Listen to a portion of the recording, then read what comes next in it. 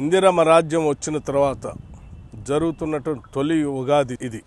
ఈ క్రోధినామ సంవత్సర ఉగాది శుభ సందర్భంగా ప్రపంచవ్యాప్తంగా ఉన్నటువంటి తెలుగు ప్రజలందరికీ కూడా నా హృదయపూర్వకమైనటువంటి అభినందనలు తెలియజేస్తూ ఉన్నాను, శుభాకాంక్షలు కూడా తెలియజేస్తూ ఉన్నాను. ఈ క్రోధినామ సంవత్సర సందర్భంగా ప్రతి ఇంట సౌభాగ్యాలు నిండాలని, అందరూ ఆనందంగా ఉండాలని, సిరి సంపదలతో తులతోగాలని మనస్ఫూర్తిగా కోరుకుంటున్నాను. ఈ సంవత్సరం సమృద్ధిగా వర్షాలు పడాలని, తద్వారా రాష్ట్ర వ్యాప్తంగా వ్యవసాయం మీద ఆధారపడి ఉన్నటువంటి ప్రజానికం అందరూ కూడా సుఖ సంతోషాలతో వెలుగొందాలని చెప్పి ఆ భగవంతుని ప్రార్థిస్తూ ఉన్నాను.